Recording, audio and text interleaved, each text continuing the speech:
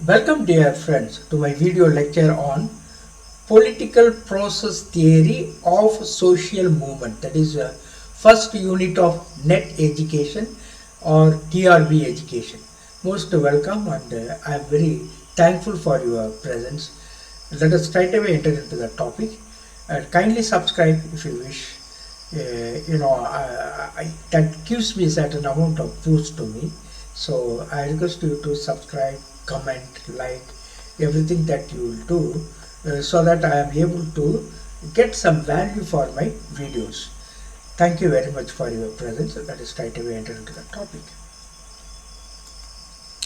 Political process theory of social movements. The study of social movements looks at how group actions begin, develop and impact society. Political process theory highlights the connection between political opportunities, mobilizing structures and framing processes, that is advertising processes. Developed in the 1970s and 1980s by scholars like Charles Tilley, Sidney Taro and David Mayer, this political process theory views social movements as dynamic actions shaped by political context.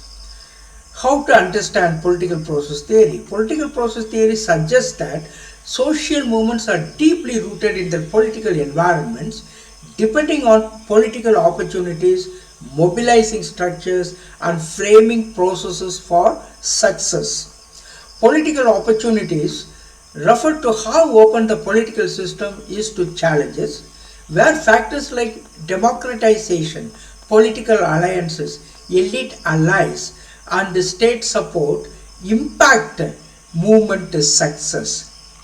For instance, the civil rights movement in the United States succeeded due to favorable political opportunities like support from key leaders and changing views on racial equality. Mobilizing structures are resources and organizations that help social movements recruit participants and maintain momentum, including NGOs, networks, and communication channels. An example is how social media has helped recent movements like Black Lives Matter to increase participation and visibility worldwide.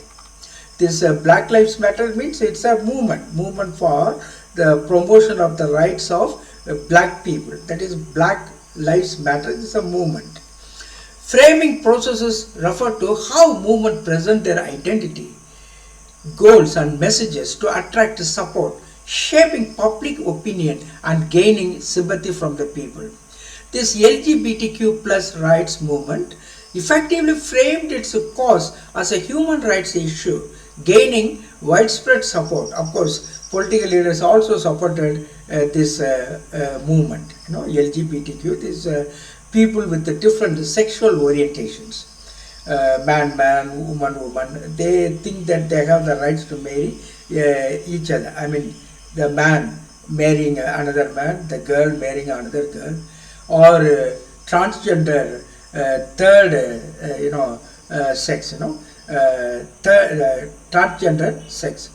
They feel that they have every right to live like anyone else, without being controlled by anyone. So this movement has gained momentum, especially in the United States, because the political leaders supported that.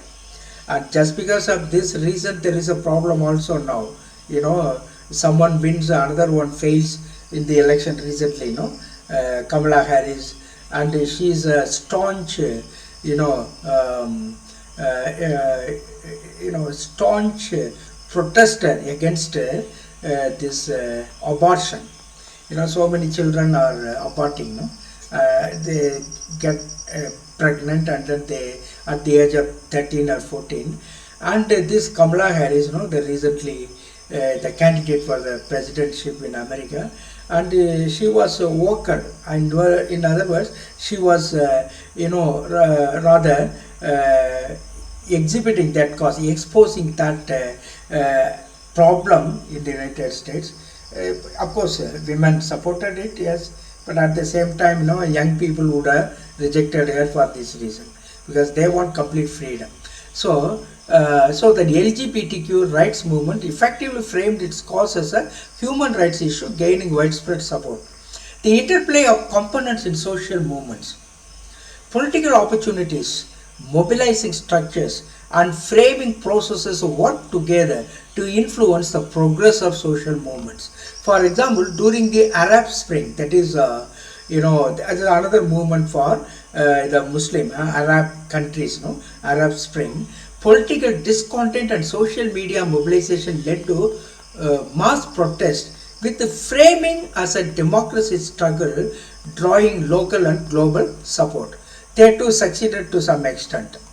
Movements can face difficulties if one of these components is weak, as shown by the anti-globalization movement, which struggled due to limited political opportunities and mobilizing structures.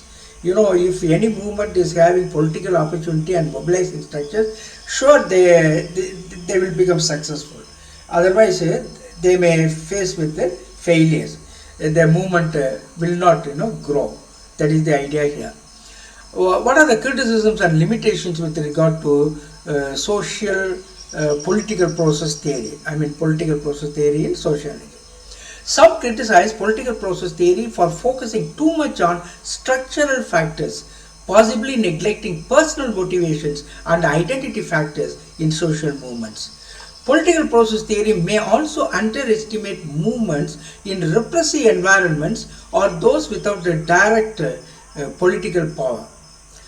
For example, if certain movements are against the governments, naturally they will not get the support from the government. So that becomes a repressive environment, right? And in that case, they may not, become successful. They may not succeed in what they aim at. So the political process theory also can underestimate such repressive environments. So that's another. It's a criticism.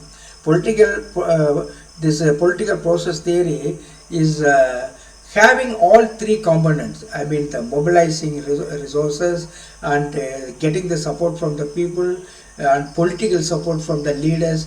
That is what they mean, the political process theory. Whereas they may not recognize the repressive environments. So those who are not having direct political power, they may not think about them. So this is one of the criticisms on political process theory. The theory may fall short in explaining movements that operate across borders, where global discourses and international support play a role. An example is the environmental movement, which has grown beyond national boundaries, demanding a broader perspective than political process theory provides. What do you say as concluding remark? Political process theory is useful for analyzing social movements, showing how political opportunities, mobilizing structures, and framing influence collective actions. These three components should be there according to political process theory. Any one of these components is missing means, political process theory consider that movement as a weak and unsuccessful one. That is what you must understand here.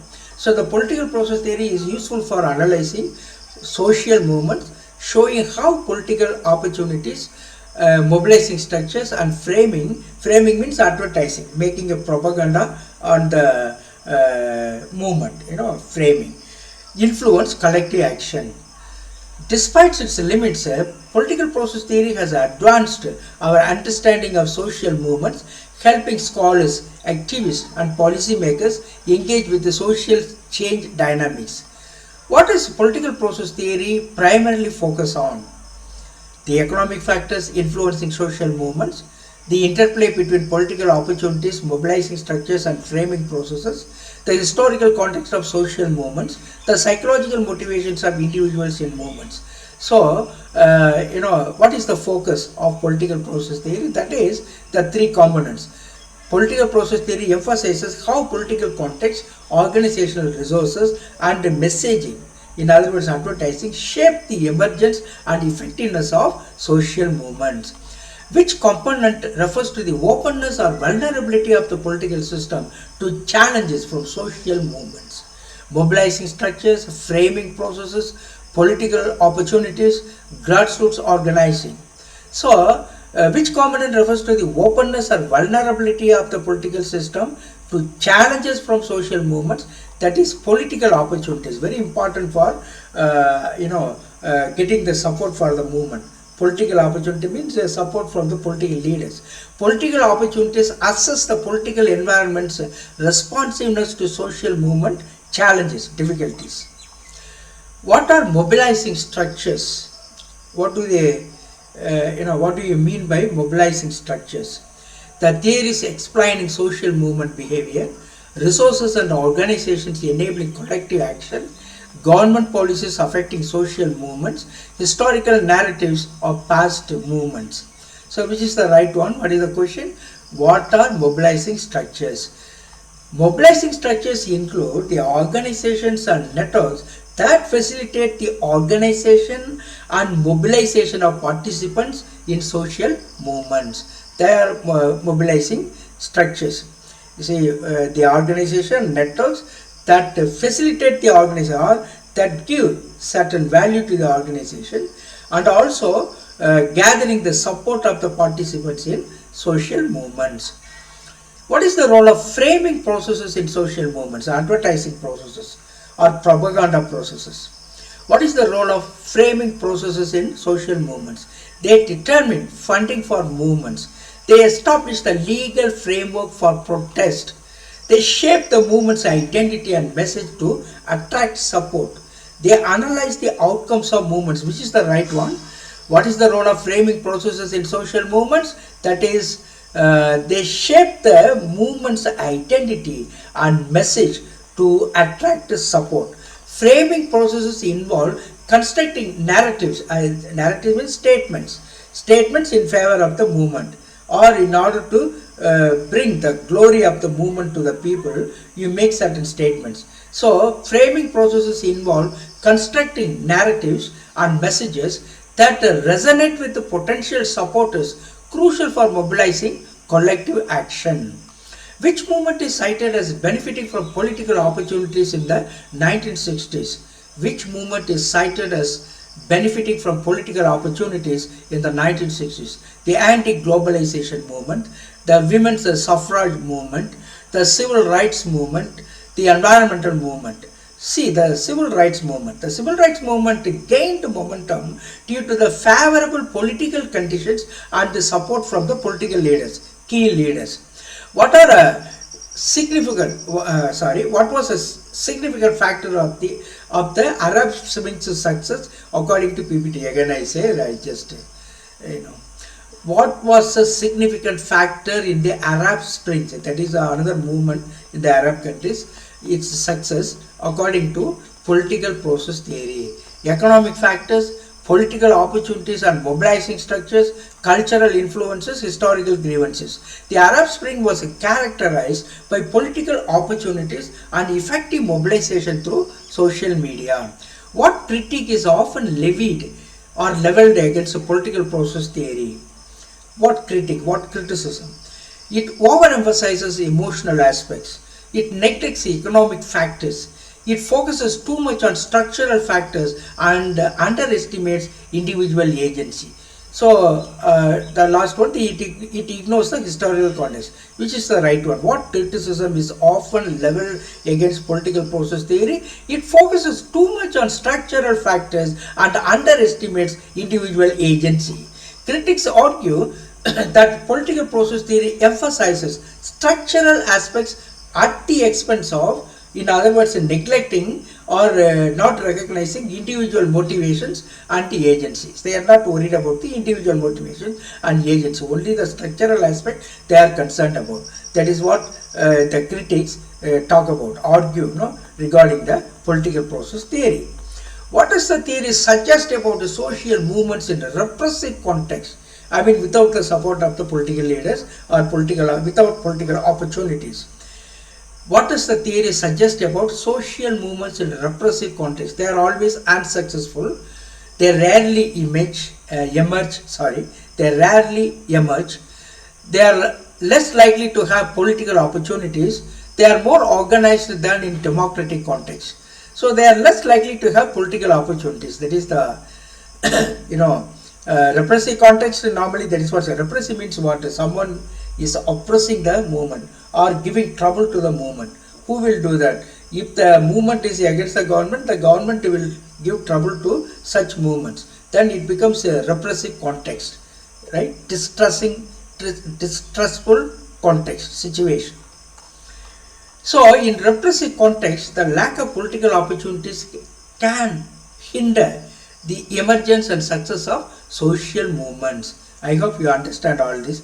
Small ideas, only maybe the words may be a bit difficult to understand, but if you understand the concept, it's very easy, right?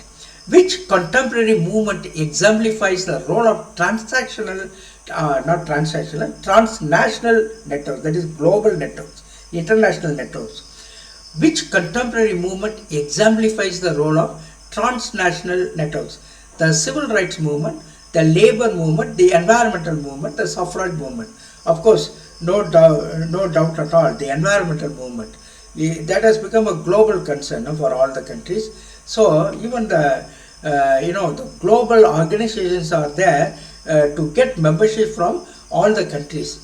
Sometimes in the internet they will be inviting you to for these environmental movements. That way, this contemporary movement becomes an example for the role of global networks or transnational networks or international networks. So the environmental movement operates globally, highlighting the influence of transnational networks in social movements. In what decade was political process theory primarily developed? That is in 1970s and 1980s, in those years. PPT, the political process theory, emerged as a significant theoretical framework during the 1970s and 1980s. What is the potential outcome of effective framing in social movements? Of course, you will get more support, if you are able to advertise so nicely about your about the movement. Naturally, people will support. So that is the idea here. What is the potential outcome of effective framing in social movements? Increased funding, greater media coverage, more public support and sympathy, reduced state repression. So what is the potential or possible outcome? That is more public support and sympathy. Effective framing, effective advertising or effective propaganda for the glory of the movement helps movements articulate their goals in ways that resonate with the public, in the way that is appealing to the public, attracting greater support. Which of the following is not a component of political process theory? Political opportunities, mobilizing structures, social identity, framing processes. So social identity is not so much a serious matter in political process theory. While social identity can influence movements, it is not one of the core components of political process theory. The emphasis on which factor can lead to an underestimation of movements that challenge dominant narratives. The emphasis on which factor can lead to an underestimation of movements that challenge dominant narratives, political opportunities, mobilizing structures, collective identity, government repression. That is political opportunity. A strong focus on political opportunities may overlook movements that arise and persist despite limited political openings. Which of the following best represents the mobilizing structures in social movements today? Which of the following best represents the mobilizing structures in social movements today? Traditional media outlets, social media platforms, government agencies, religious institutions. So, social media platforms. See, social media platforms best represent the mobilizing structures in social movement today. Even the elections are held nowadays through social media only, after 2010, that has become the fashion even in India. So the success or failure of any party depends on the social media attraction. That type of thing is going on now. How they are able to appeal to the people through social media, that matters a lot. So internationally also that holds true. So, which of the following best represents the mobilizing structures in social movements today? That is social media platforms. Social media platforms have become important mobilizing structures, allowing activists to connect and organize rapidly. Which theory suggests that social movements arise primarily from societal grievances? Which theory suggests that social movements arise primarily from societal grievances? Political process theory, resource mobilization theory, relative deprivation theory, new social movement theory. That is the very word, no? Deprivation means what? That is grievance, no? Deprivation means something is not there. There is a complaint, So the relative deprivation theory, suggests that social movements arise primarily from societal grievances. Relative deprivation theory holds that social movements arise when individuals feel deprived of rights or resources compared to others. So they always compare with others, and then they make certain grievances, and then they begin to get into some movement. They organize people, and they say it is a particular movement. So that is what relative deprivation theory holds. What is the term collective identity referred to in the context of social movements? What is the term collective identity? The shared goals of a movement, the emotional commitment of individuals to the cause, the sense of belonging among movement participants, the legal status of movement organizations. So what is the question? What is the term collective identity? What is the meaning of collective identity? That is nothing but the sense of belonging among movement participants in the movement. Collective identity refers to the shared sense of belonging and purpose among individuals within a movement. Which movement's framing as a fight for human rights has helped garner broader support? Get broader support, in other words. So which movement's framing advertising as a fight for human rights? So that is nothing but a LGBTQ rights movement. This LGBTQ rights movement has become very successful because the political leaders have supported it. That is the idea here. LGBTQ, that is people with different sexual orientations. They affirm their rights. They are against the conventions. Man, woman. Man should marry woman. They are not worried about it. These are conservatives, whereas they become very liberal. Man marrying man, another man, woman marrying another woman, and transgender sex, all these things. So they openly claim their rights, fundamental human rights. They think that they have fundamental human rights in the world, and they propose it to all the people in the world. And some political leaders support that. That way, LGBTQ rights movement has effectively framed its struggle as a fundamental human rights issue, attracting wider support from the people. What happens when a social movement lacks a robust, a strong mobilizing structure? It will always succeed. It may struggle to sustain collective action. It will gain more public support. It will receive government funding. What happens when a social movement lacks a strong mobilizing structure? That is, it may struggle to sustain collective action. It's very difficult to muster, enough support from the people, because it doesn't reach them. Their claims are not reaching the people. That is the idea here.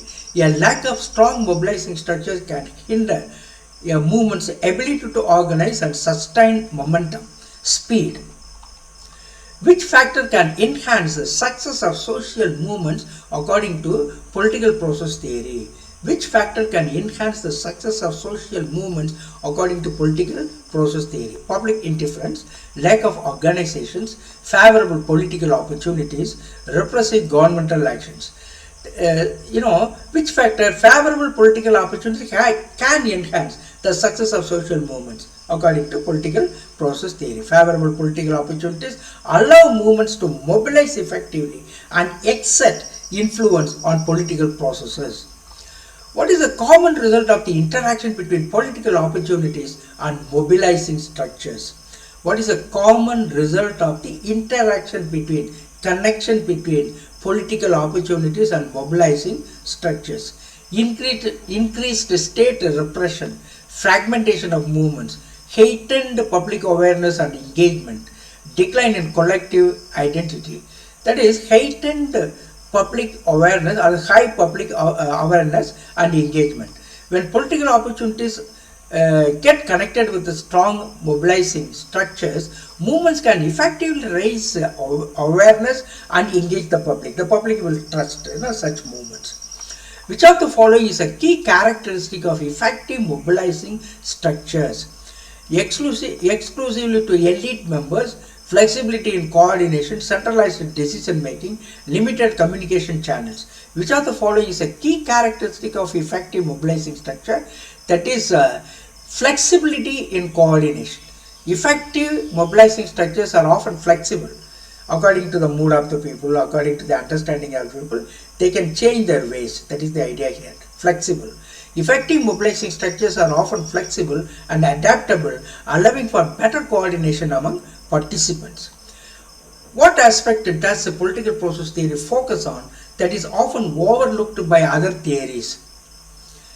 What aspect does political process theory focus on that is often neglected by other theories? Historical context of movements, political and organizational dynamics, individual motivations and emotions, media influence. That is political and organizational dynamics.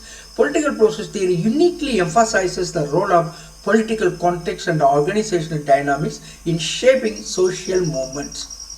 How did the anti-globalization movement struggle according to political process theory? Anti-globalization movement.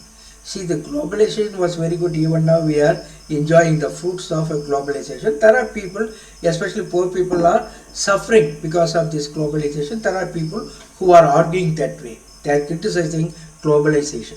So there is anti-globalization movement. Naturally, it will not become very successful. The reason is that the governments may not, the political powers may not support them. They may not have the political opportunities. That is the idea here. So it had too many political opportunities, is it right? It lacked coherent mobilizing structures. It was well supported by the government. It had effective framing processes. Which is the right one?